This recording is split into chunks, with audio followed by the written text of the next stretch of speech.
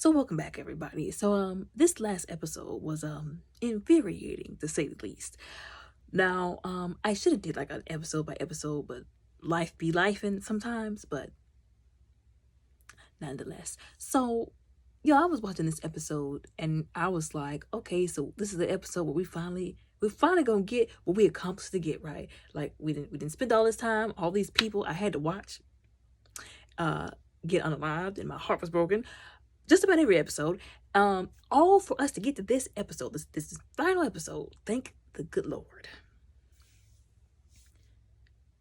They're going, they finally almost made it to the facility. And you can tell both of them are nervous. Ellie is still traumatized by what has happened in the previous episode. And I don't know who wouldn't be. Joel is just happy that he's still alive, that she's still alive, that he got to her in time, and that they're together or whatever. And it's almost like the dad in him was brought back to life. Like he was numb inside, y'all. Like whenever it happened to his Sarah, he was numb inside. Okay. But whenever he was able to save her and get her back, it's like he came back to life. The dad in him came back to life, if you will. And it was nice to see. He was like asking her all these questions, and he was like being gentle. It was like the most gentle we've seen him in this entire series, other than with his daughter.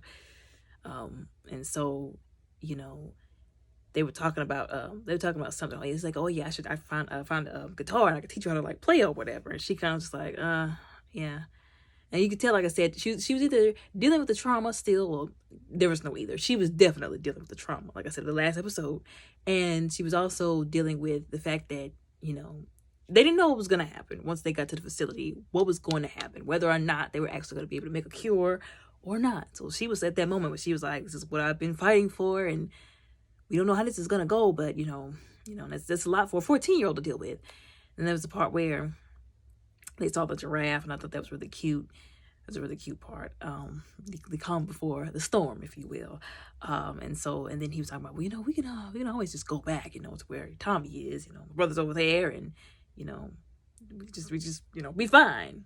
She was like, nah, we not about to do that. We didn't just lose all them people, and I didn't just go through all of that to just go back and live in safety. Like, no, I have a purpose here, and we're gonna get that purpose accomplished. And he was like, okay, fine.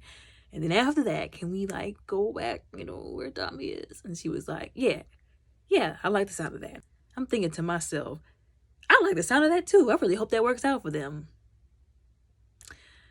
But anyways, so then he's comparing her to his daughter, so to speak. I'm not necessarily saying that he was trying to replace his daughter with her, but just that he, that she reminded him of his daughter. And he was like, oh, I'm not trying to compare you to her, or I'm not trying like you're like replacing her or whatever, but if she was here, like, you probably get along with her because you're funny or whatever. And then, it was the part for me where he had finally opened up about his daughter. Because, at first he was like, we don't talk about her ever, and then he was like talking about her. He even talked about how he admitted he almost unalived himself. I was like, because there was something that didn't make sense to me when he said, because remember in the beginning of the series, he was like, she was like, what happened to your face, that little scar? He was like, oh, somebody shot me and they missed. And then I'm thinking, so I don't know if she's safe with him, because he can't shoot nobody. You can't be talking about you guarding your girl and you guarding, the lady that you supposed to be, with, and you don't know how to shoot. You can't be protecting nobody. But then that episode where they doggone drove the freaking truck into the building and it exploded and then let all the doggone infected that was, underneath the city out. And he was like shooting them. He was doing headshots, y'all. I don't know if y'all peeped that. He was doing headshots and he was not missing. And, to keep her protected while she was like navigating through the mess, the carnage, if you will, the uninfected, ravenous carnage. And I'm thinking to myself, now, this is the same guy that said he shot somebody and he missed. Maybe he was just bad at aiming that time and he got better later. I don't know. But whenever he said that, he was like, it was me. I was the one who shot me. I was like, that makes sense now. That makes sense. Because I don't believe the guy who was delivering headshots flawlessly. And, when he was like showing her how to shoot with a shotgun, he hit that thing wherever the thing was. It was some graffiti, if you will. Not saying that word. But anyways, I was like, no, not the same guy who said that he shot somebody and missed. But anyways, that made sense. I was like, oh, okay. So you tried to take your own self up out of here. Send yourself to the upper room, if you will. I was like, what about your brother? What about his brother, y'all? And then he gonna say he just felt like there was nothing else for him to live for after he lost his daughter. And in my mind, I'm like, so is your brother chopped liver? Like, I know you loved your daughter more. That's your daughter. I can understand that. What about your brother? Like, why was he an afterthought in this equation? Why didn't you think, oh, I do have my brother. Let me put the gun down. No, you only thought of that after you messed up the attempt. I don't know how I would have felt about that if I was his brother, but I'm going to be honest. That's all I'm going to say about that. She was like, wow. Like, she didn't even know how to take it. She was like, I'm glad it didn't work out. And that was so adorable.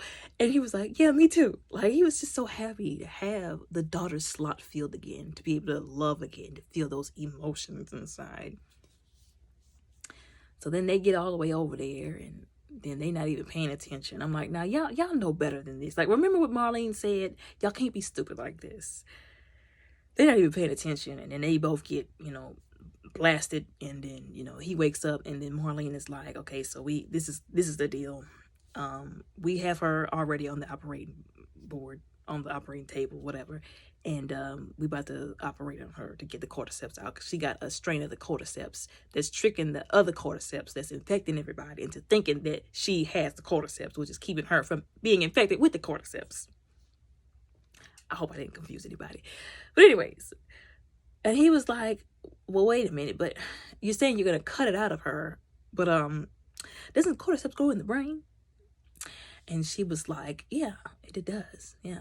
And at that point, he had put 2 and 2 together. He put 2 and 2 together to make 4. And he was like, so basically, you're going to have to unalive her to get the cure. And she was like, this is what she came here for. Like, he was like, no, you can't do this. And she was like, he was like, you don't understand. That's what he said. That's what prompted the mess that hit the van. You don't understand. And she was like, I actually do. I'm the only person who does. And they did like a flashback in the beginning. I don't know what her pregnant mother was doing by herself in the woods, but she was running, trying to get away from one of the infected that was just hell bent on attacking her.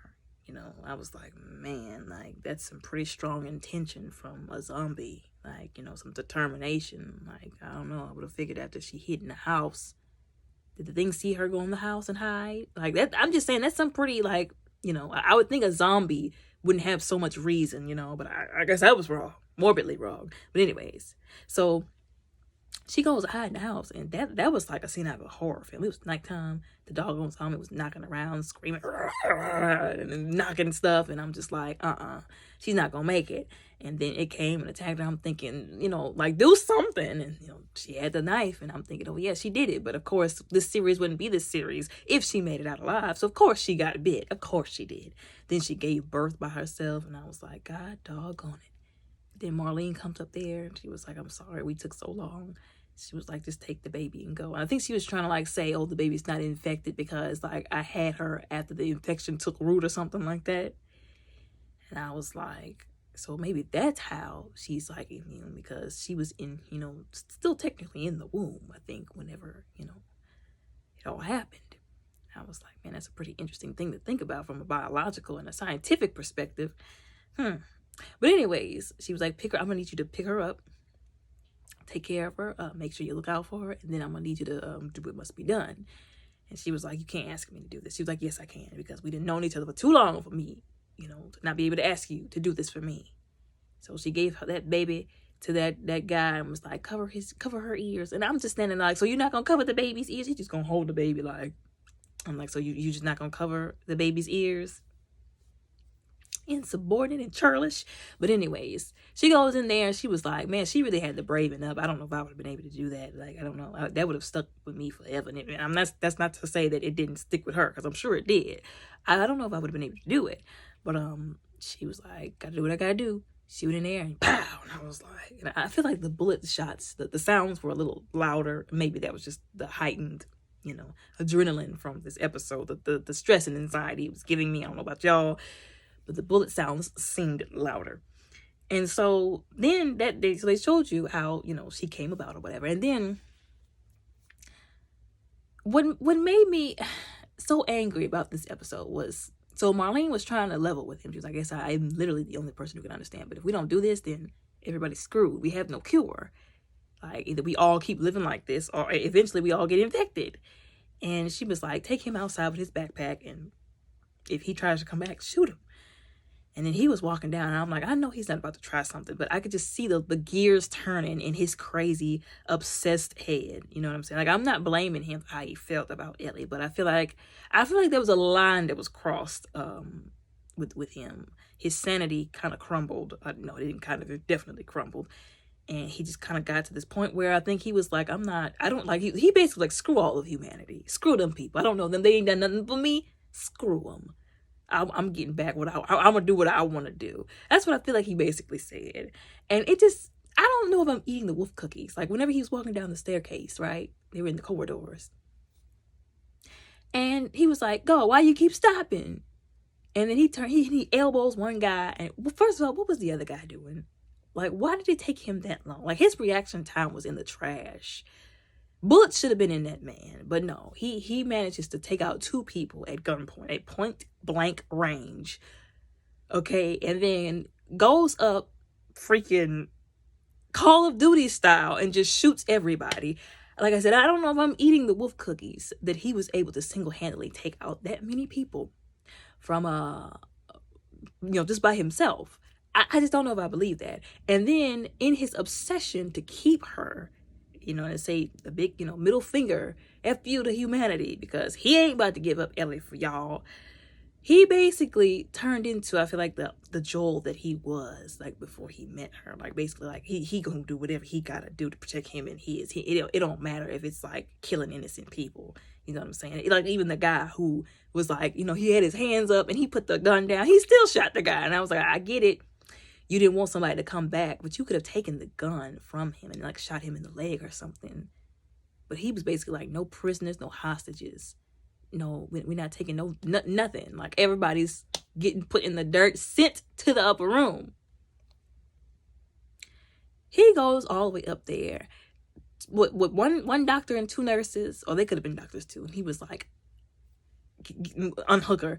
And the doggone surgeon was like, I'm not going to let you take her. And I'm like, bruh, I know you're trying to do your job for humanity, but sir, he has a gun, okay? The moment he would have came up in there, I've been like, please just don't shoot me. I would have threw the scalpel on the ground. I would have been like, get her off, reel her to him now. Just get her out of here, okay? Because I like living more than I like trying to help you idiots, okay? But anyways, I'm like, really, this guy's really going to fight with this guy with a hoop? And I guess he didn't think that he was going to shoot him. But I knew he was. All them bodies he left in the corridor, down the hallways, in the rooms, that just was messed up. But anyways, he was like, he gave him one chance. He said, unhook her. And he was like, I'm not letting her take you. Pow. All right, now, y'all unhook her. And I was like, I can't believe he's doing this. And I was like, oh my God. Now you're really messing up. Because listen, y'all in the apocalypse, y'all don't need a shortage of doctors. Okay. So you crossing the line. Well, you already crossed the line, but you're really crossing the line now. And then listen, the other nurses, they were like, please don't shoot us. And the women all turned around, and then they started like unhooking her or whatever. And then they turned around and he picks her up and he's holding her, while she's still sedated. And then he takes her out of there. And I was so furious, y'all. And I get it. Like I said, I didn't play the games. And I kind of knew something bad was going to happen. But I just didn't know it was going to happen like this. He gets to the parking garage. And doggone it, Marlene meets him there. And then they keep doing these flashbacks. So you're thinking, oh, he just walked right out, right? That she didn't get to him. No. He's driving and she's still in the hospital gown. She wakes up and he was like, oh, you want to be careful because, you're still kind of groggy from the drugs. She was like, what happened? He was like, oh, it didn't really work out. He's driving and he had no shame lying to her. He was like, oh, they found out there was more like you, bunches more, that you're not the only one or whatever. And it didn't work out. She was like, are you sure? And he was like, yeah. And then they flashed back to absolutely how ruthless he was. he gonna shoot. He's holding her. I'm thinking, okay, well, maybe he'll just put her down and just, be like, oh, I'm sorry. She was like, I'm still willing to let you go, let you walk despite what you did, all of what all the lies that you just took in there. He was like, nah. And then just shoots her. And I was like, you gotta be kidding me. And then puts her in the car and then comes back to basically finish the job, if you will. She was like, you don't have to do this. Just let me go. And he was like, no, because you're going to keep trying to come after us. Pow! Like I said, those gunshots were loud this episode. I don't know if anybody else felt that way, but those shots were loud, y'all. Anyways, that was very depressing watching that. And then it cuts back to him talking about, he's just driving and he's not even looking at her. He's just like, oh, yeah. There's a lot more of you back there, and they couldn't make it work. And then the raiders, they came and everybody got shot up. And she was like, what about Marlene? I was like, man, so you gonna lie to her? You gonna lie to her about what you did? And he was driving. This is him, y'all. He's driving. He's like, yeah, she stayed behind. She didn't quite make it. And she was just like, and I know that felt so bad for her, because it's like what she said whenever he suggested going back. The way she looked at him, she was like, no, that's stupid. After everything we've been through. Listen, she almost got unalived multiple times. She was almost assaulted by a man 2-3 times her age. Okay, she had to stitch him after he got shanked. And then jab him with penicillin. And then she watched, Tess get, and let's not even go there on Sam and Henry, okay? She was like, no. Like, I didn't go through all that to not do what I did all that, or went through all that for, to do. And she was sad. And you gotta have the empathy to understand that, like, she's disappointed. Because she was like, okay, maybe I could do something to save people. Like, and she came in contact with people that she wished she could have saved, that she couldn't. And she had to watch them deteriorate. Her friend, like, she's thinking, like, oh, well, if I could have, like, saved, if this could have happened sooner, I could have saved more people. So, of course, he was going to be upset about it. And she was just like, and in his, I feel like the face he makes, like the countenance, like his countenance was basically like, yeah, I think she bought that. She'll be mad, like, but she'll get over it. Just, give her some time to, like, sleep it off. And she'll be okay. Like, we'll be okay. And I feel like he turned into this, like I said, it went from really, like, adorable dad energy, like when he was tucking her in, or not tucking her in, like buckling her in the car, saving her when he snatched the gun out of her hand. To just, and when he hugged her, and he said, baby girl, like he called her what, he would call his daughter. It went from adorable dad energy to complete and utter brutal obsession. You know what I'm saying? Like, I get it. He's been through a lot. He's traumatized. He felt that love that he felt, from a daughter that he had lost so many years ago. And he was so used to just going, on autopilot and putting his emotions on the back burner that, he was just surviving, y'all. He wasn't living. He was surviving. He was just going through life just to go, just to survive, just to live another day, to do something else that he didn't want to do. But with her, he finally got to live as a dad again. He got to experience those emotions, that love that he was trying to run from. And it got to the point where he was so desperate to hold on to it that, like I said, he basically said, screw y'all, screw all of humanity. I'm keeping, like, she's my daughter now, like, I'm not, screw y'all. Basically, that's what he said. And I'm just like, I feel like people who only care about that one person like that, to that degree, like I said, there's nothing wrong with having extreme love for somebody. But when it comes to the point where you would do some very unreasonable things that you don't actually have to do, that's dangerous. But anyways, then they get back to the little reserve place, and she's just standing there, and she's just like, we went through all of that for nothing. Like, I know she was pissed. I know she was upset too. She looked defeated, y'all. She looked so defeated. She was like, we really went through hell just for us to still be going through this. And I was like, dang, I feel bad for her. But he was like, oh yeah. He's just dadding on, fathering on, if you will. Talking about, oh yeah, this, that. Are you all right, Ellie? And she was like, yeah, I'm okay. And she was like, I need you to do something. Like, I'll go wherever you want. And that was the clincher, man. Like, whenever she said, I'll go wherever you want with you, no matter where it is, I'll go with you. And I know that that made him explode with happiness on the inside. But whenever she said, I want you to swear to me that what you told me happened at that facility while I was unconscious happened at that facility while I was unconscious. He looked her in the face. He looked her in the eyes, in the soul, if you will, and told that girl, I swear. I was like, what? I was like, really, Joel? Whoa, I was so mad. I was mad. Like, whenever I realized he's about to shoot all them people, and when he shot that doctor, like I said, this is the apocalypse. Y'all playing games. Y'all don't need to be in a shortage of doctors. And when he said, I swear it, I was like, I can't believe this man. This man is snapped. Like, well, he snapped whenever this happened, whenever it all first happened, and he lost his daughter.